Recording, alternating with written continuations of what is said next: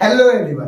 तो आज हम स्टार्ट करने वाले हैं एक्सरसाइज 6.2 का इंट्रोडक्शन, क्लास 9 एक्सरसाइज 6.2 का इंट्रोडक्शन। तो इसमें हमको पढ़ना है पैरेलल लाइन के बारे में। देखिए पैरेलल लाइन क्या होता है। तो पैरेलल लाइंस होते हैं व्हेन टू और मोर देन टू लाइन, यानी जब दो या दो से ज्यादा लाइनें never be intersect with each other, एक दूसरे को इंटरसेक्ट ना करें। जब दो या दो से ज्यादा लाइनें एक दूसरे को इंटरसेक्ट नहीं करती हैं, देन वी कैन से, तो हम कह सकते हैं these line are parallel lines. वो लाइन कैसे होती है?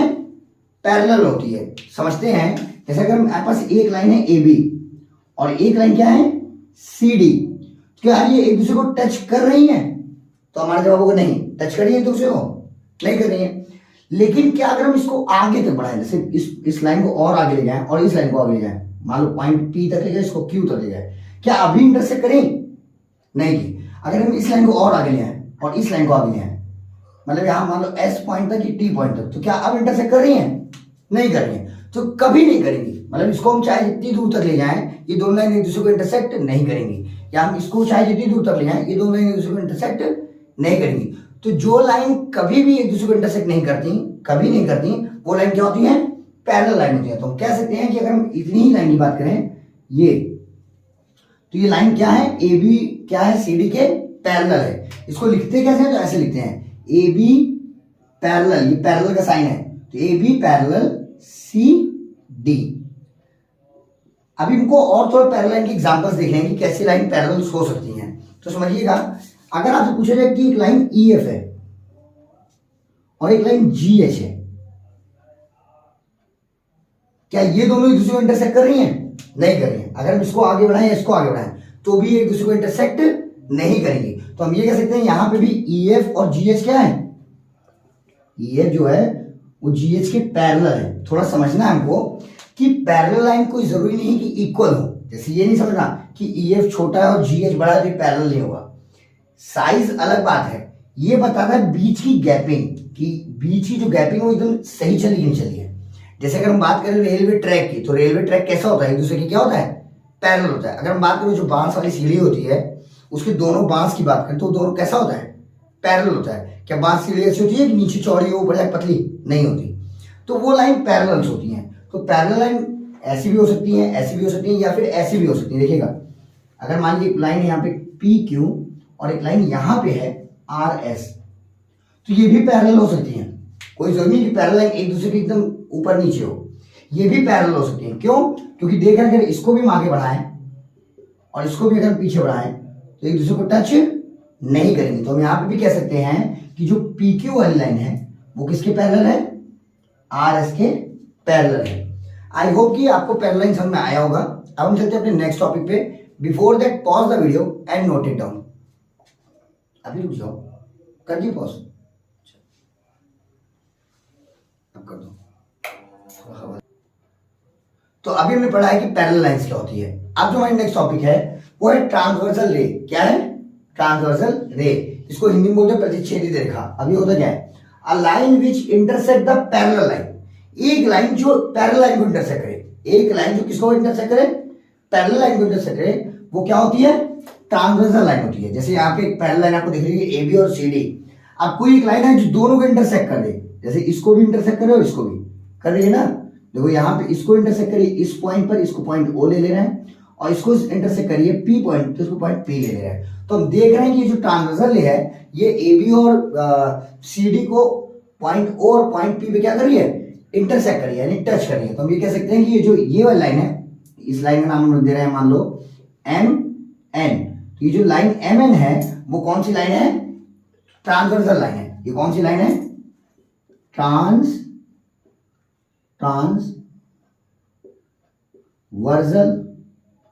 रे।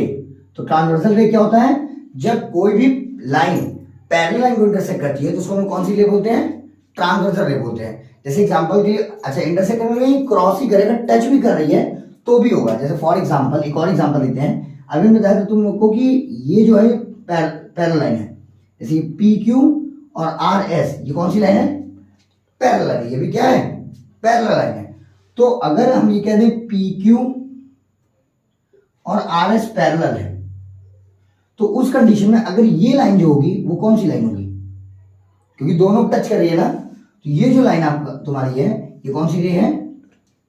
ट्रांसवर्सल रे। तो इस तरह के पैरेलल लाइन के अलग अलग एग्जांपल होंगे। हमको बस ये देखना है कि अगर कोई पैरेलल लाइन है और उसको कोई अगर थर्ड लाइन इंटरसेक्ट कर रही है तो वो लाइन क्या होगी? ट्रांसवर्सल लाइन होगी।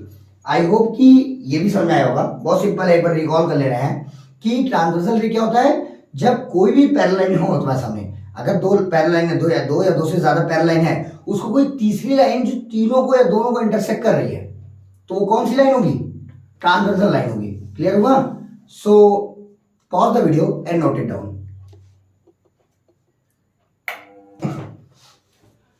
तो अब हम समझने वाले हैं कुछ एंगल्स के बारे में जो हमको चैप्टर 6.2 सॉल्व करने के लिए हेल्प करेंगे। तो अगर मान लीजिए दिया हुआ है कि ए बी और सी डी क्या है? पैरेलल है। ए बी और सी डी क्या है? पैरेलल है। ए बी पैरेलल है सी डी के। तो इसमें कुछ एंगल्स बनेंगे, बहुत ध्यान समझना। पहला एंगल जो बनेगा वो बनेगा अल्टरनेट एंगल। समझ लेना कौन सा एंगल? Alternate angle. अब अल्टरनेट एंगल क्या होता है ये देखो ध्यान से। अल्टरनेट एंगल है जैसे अगर ये दोनों लाइन पैरेलल है, बहुत ध्यान समझो, ये एंगल 1 2 है, ये 3, ये 4, ये 5 है, ये 6 है, ये 7 और ये क्या है? 8 है। तो अब ये दोनों पैरेलल लाइन है, इसके अंदर आ जाओ। अंदर का एंगल देखो, तो अंदर देखो 3 4 5 6 ये दिख रहा है एंगल अंदर। तो अंदर में जो एक इस साइड का एंगल ऊपर का और एक इस साइड का नीचे का, ये अल्टरनेट एंगल होता है। जैसे 3 का अल्टरनेट एंगल क्या है? 5 है और 4 का अल्टरनेट एंगल क्या है? 6 है। तो हम ये कह सकते हैं कि अल्टरनेट एंगल कौन कौन सा है? 3 का अल्टरनेट एंगल 5 है और 4 का अल्टरनेट एंगल 6 है। याद समझ में आ गया? अल्टरनेट एंगल क्या होता है? अंदर का एक ऊपर का लेफ्ट साइड का अगर ले रहा है तो नीचे का राइट साइड का, और अंदर में ही ऊपर का अगर लेफ्ट साइड का ले रहे हो नीचे का क्या करना होगा? राइट साइड करना होगा। तो ये एंगल कैसा होता है? अल्टरनेट होता है। यानी 3 का अल्टरनेट 5 है और 4 का अल्टरनेट 6 है। आई होप कि फिगर में क्लियर हो रहा होगा। तो ये होता है अल्टरनेट एंगल। और अगर लाइन पैरेलल है, अगर लाइन क्या है? पैरेलल है तो अल्टरनेट एंगल इक्वल होते हैं। अगर लाइन पैरेलल है तो अल्टरनेट एंगल क्या होते हैं? इक्वल होते हैं। मतलब अगर इक्वल है तो इसका मतलब क्या है कि लाइन कैसी है? पैरेलल है। मतलब इसमें अगर ध्यान देखिए, जैसे अगर ये लाइन है, ये लाइन पैरेलल तो है नहीं क्योंकि आगे जाकर के एक दूसरे को टच करेगी।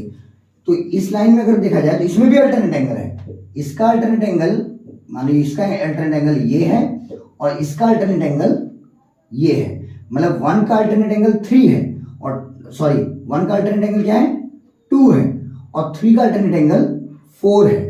ये भी अल्टरनेट एंगल है, बट यहां पे ये एंगल इक्वल नहीं है। यहां पे एंगल इक्वल क्यों नहीं इक्वल है? क्योंकि ये वाली लाइन ए बी और ये मान ले रहे हैं सी डी। तो क्योंकि ए बी वाली लाइन सी डी वाली लाइन के पैरेलल नहीं है। तो जब लाइन पैरेलल नहीं होती, अल्टरनेट एंगल तो समझ आगे क्या होता है? तो जब लाइन पैरेलल नहीं होती तो अल्टरनेट एंगल इक्वल नहीं होते हैं, और जब लाइन पैरेलल होती है तो अल्टरनेट एंगल क्या होते हैं? इक्वल होते हैं। अब जो हमारा सेकंड है वो क्या है वो देखते हैं। सेकंड हमारा है करस्पॉन्डिंग एंगल। ये भी अगर ए बी और सी डी पैरेलल है उसके लिए है। ए बी पैरेलल का क्या है? सी डी है। करस्पॉन्डिंग एंगल, तो करस्पॉन्डिंग एंगल क्या होता है? देखो, डिफरेंट प्लेस सेम पोजीशन, यानी जगह दूसरी हो पोजीशन एक जैसा हो तो उसको करस्पॉन्डिंग बोलते हैं। बहुत ध्यान समझना। अगर हम 1 को देखें इस लाइन में, इन दोनों लाइन में हमको करस्पॉन्डिंग देखना है, इन दोनों लाइन में। तो अगर हम 1 को देखें तो 1 किस प्लेस पे है? ऊपर की तरफ। लाइन में ऊपर की तरफ किस साइड है? Right side. ये लाइन है, लाइन में ऊपर की तरफ राइट साइड कौन सा एंगल है? 1 है। वैसे इस लाइन में अगर देखा जाए तो इस लाइन में देखो ऊपर की तरफ राइट साइड कौन सा एंगल है? 5 है। तो हम कह सकते हैं एंगल 1 और एंगल 5 कैसे एंगल है? करस्पॉन्डिंग है। ठीक है, इसमें समझो। एंगल 2 का करस्पॉन्डिंग कौन है? करस्पॉन्डिंग मतलब क्या है? Different place same position, position same रहे। जैसे इस लाइन में इसकी पोजीशन कहां पे है? इस लाइन में ऊपर की तरफ लेफ्ट साइड में। तो इस लाइन में भी ऊपर की तरफ लेफ्ट साइड में कौन सा एंगल है? 6 है। तो हम कह सकते हैं कि एंगल 2 का करस्पॉन्डिंग कौन है? एंगल 6 है। अगर हम बात करें एंगल 3 की, तो 3 का करस्पॉन्डिंग कौन है? तो इस लाइन में नीचे की तरफ लेफ्ट साइड, तो इस लाइन में नीचे की तरफ लेफ्ट साइड कौन सा एंगल है? 7 है। तो हम ये कह सकते हैं एंगल 3 जो है उसका करस्पॉन्डिंग एंगल कौन है? एंगल 7। और अगर एंगल 4 का करस्पॉन्डिंग आपको समझ में आया है तो वीडियो को पॉज करिए और लिख के दिखाइए। तो देखिए, तो एंगल 4 का करस्पॉन्डिंग क्या है? एंगल 8। और अगर लाइन पैरेलल है, जैसे ये दोनों लाइन अगर क्या है, पैरेलल है, तो करस्पॉन्डिंग एंगल भी क्या होते हैं, इक्वल होते हैं। अगर लाइन पैरेलल तो करस्पॉन्डिंग एंगल कैसे होते हैं, इक्वल होते हैं। आई होप कि ये दोनों एंगल आपको समझ में आया होगा। अब हम चलते हैं थर्ड एंगल की तरफ, जिसको बोलते हैं अपोजिट एंगल। थर्ड क्या है, अपोजिट एंगल। अब ये अपोजिट एंगल क्या होता है, ध्यान समझना।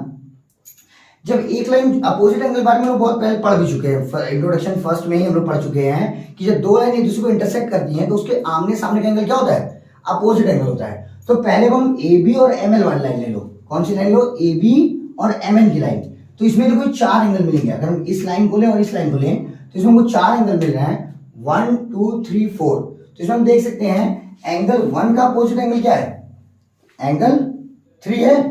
अगर इस लाइन को देखो तो 1 का अपोजिट कौन है, 3 है, और 2 का अपोजिट कौन है, 4, और एंगल 2 का अपोजिट कौन है, एंगल 4 है। अब आ जाओ इस लाइन में, इस लाइन में ध्यान देखो, एंगल 5 का अपोजिट कौन है, एंगल 7 है। एंगल 5 का अपोजिट कौन है, 7 है। तो एंगल 5 का अपोजिट है एंगल 7। और बात करें नेक्स्ट एंगल की, एंगल 6 का अपोजिट कौन है, जो सामने है। अपोजिट मतलब सामने, जैसे 1 के सामने 3 था तो 1 का अपोजिट 3, 2 के सामने 4 था तो 2 का अपोजिट 4, 5 का अपोजिट 7 और 6 का अपोजिट क्या हो जाएगा, 8। तो हम कह सकते हैं कि एंगल 6 का अपोजिट कौन है, एंगल 8। और एक चीज आपको नोट करके लिखवाई गई थी इंट्रोडक्शन फर्स्ट में ही, 6.1 के फर्स्ट के इंट्रोडक्शन बताया गया था कि अपोजिट एंगल हमेशा इक्वल होते हैं। तो हम ये कह सकते हैं कि 1 और 3 इक्वल है, 2 और 4 इक्वल है, 5 और 7 इक्वल है, और 6 और 8 इक्वल है। आई होप कि आपको समझ में आया होगा। अब हम चलते हैं नेक्स्ट एंगल की तरफ। तो हमको जो फोर्थ पढ़ना है वो क्या पढ़ना है, वो ध्यान सुनना। फोर्थ है same side interior angle.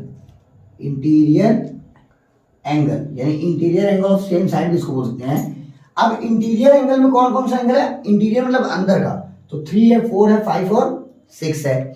Same side कौन है, 3 के सेम में साइड में कौन है, 6 है, और 4 के सेम साइड में क्या है, 5 है। तो इसमें हम ये लिख सकते हैं कि द सम ऑफ, ये लिख दो, interior angle of same side, interior angle of same side are supplementary. अब सप्लीमेंट्री का मतलब होता है जोड़ने पे 180 आना। सप्लीमेंट्री मतलब क्या होता है, ऐड करने में 180 आना। मतलब 3 को 6 में ऐड करेंगे कितना आएगा, 180 आएगा। और एंगल 4 को अगर हम किस में ऐड करें, एंगल 5 में ऐड करें तो भी कितना आएगा, 180 आएगा। मतलब अगर हम कभी भी कोई फिगर दिया उसके सेम साइड को अगर हम ऐड करते हैं तो हमेशा क्या आएगा, 180 आएगा। और ऐसा तभी होगा जब लाइन कैसी होगी, पैरेलल होगी, यानी A B parallel C D अगर हुई तो ही ऐसा होगा। तो एक बार हम रिकॉल कर लेते हैं। पहला है अल्टरनेट एंगल, इंटीरियर एंगल में एक ऊपर राइट साइड में ऊपर का और लेफ्ट साइड में नीचे का एंगल ऐसे करके। तो जैसे 3 और अल्टरनेट एंगल पैरेलल लाइन में इक्वल होते हैं, तो एंगल 3 और 5, 4 और 6 अल्टरनेट एंगल है और इक्वल है। सेकंड में बोला करस्पॉन्डिंग एंगल। करस्पॉन्डिंग एंगल का सीधा सा मतलब है corresponding angle different place same position, यानी पोजीशन वही है लेकिन प्लेस दूसरा है। जैसे 1 वहां पे क्या है, लाइन के ऊपर है राइट साइड में, इसमें भी लाइन के ऊपर राइट साइड में जो एंगल होगा उसका क्या होगा, करस्पॉन्डिंग होगा। तो करस्पॉन्डिंग हो गया। थर्ड हमने पढ़ा था अपोजिट एंगल। जब दो लाइनें जिसको इंटरसेक्ट करती है तो आमने सामने का एंगल क्या होता है, अपोजिट एंगल होता है। और सेम साइड इंटीरियर एंगल पढ़ना है। और सेम साइड इंटीरियर एंगल में है कि interior angle of same side are supplementary, कि किसी भी पैरेलल लाइन में अगर जो इंटीरियर एंगल है सेम साइड का उसका सम कितना होता है, 180 होता है। आई होप कि आप लोगों को ये समझ में आया होगा। So pause the video and note it down. हो गया।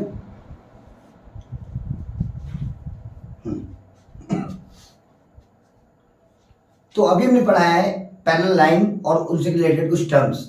अब हम सॉल्व करेंगे एक्सरसाइज 6.2 नेक्स्ट वीडियो में। तब तक के लिए थैंक यू एंड बाय।